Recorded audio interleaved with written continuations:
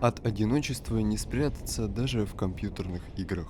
Сколько бы ты ни накатывал гигабайт модификаций, как бы реалистично ни настраивал трафик, все равно это всего лишь боты. Мертвые куски скриптов, безжизненные и фальшивые. Рано или поздно тебе придется начать хотя бы немного социализироваться и стереть 10-сантиметровый слой пыли с микрофона, дабы почувствовать себя частью социума. Хотя бы под Новый год. К такой мысли я пришел в очередной раз, листая список модификаций к Бимке, и понял, что пора наконец окунуться в BMP мультиплеер. В прошлом видео я вскользь упомянул об этой модификации. К сожалению, тогда удалось записать мало материала из-за проблем с компом. Опять винда начала сыпаться и пришлось ее переустанавливать. Видимо, в следующий раз, когда ролик начну делать, опять придется переустанавливать. Да блин, вернемся к теме. Я думал, опять через 5 кругов ада придется пройти, чтобы что-то установить, и оно запустилось без ошибок. Но оно работает. Важный момент. Сначала проверьте, последняя ли у вас на данный момент версия BeamNG Drive.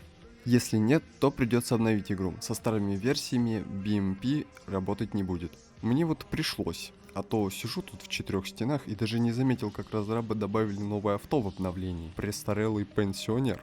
А вернувшись в лаунчер, я уже погружаюсь в этот прекрасный мир онлайна. Сразу в глаза бросается множество серверов и куча кнопок. Не бойтесь, тут нет ничего сложного. Я, конечно, понимаю, что вы там к Steam и прочим лаунчерам привыкли, но поверьте, это ничем не хуже. Так вот.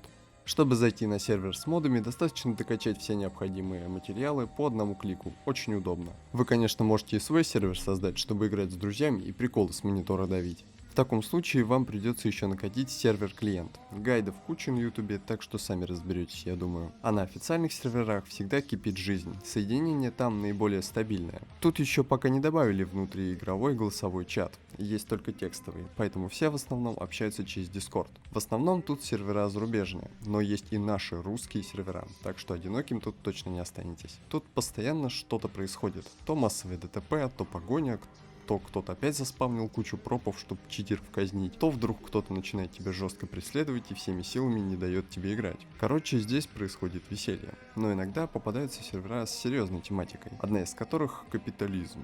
Тут как в GTA RP. Сначала ты бомж, но с помощью тупого однообразного гринда ты чуть зарабатываешь мани и покупаешь что-нибудь получше. Только тут ты постепенно открываешь новые тачки и тюнинг. Вау, это так инновационно, что я сейчас упаду со стула. Короче говоря, это скорее RP, то есть ролеплей. Отыгрывание определенной роли в определенном контексте, так сказать. Конечно, здесь не все так просто. Поначалу тебе будет мешать любая мелочь. Закипевший движок, потому что ты забыл купить радиатор и тебе даже на бензо до точки не хватит.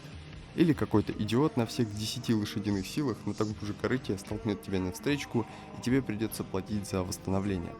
Да, поначалу будет тяжело, но после приобретения нормального четырехколесного коня можно будет быстрее выполнять задания и брать двигло помощнее. Кстати, я на полпути сломался и решил сделать телепорт в гараж.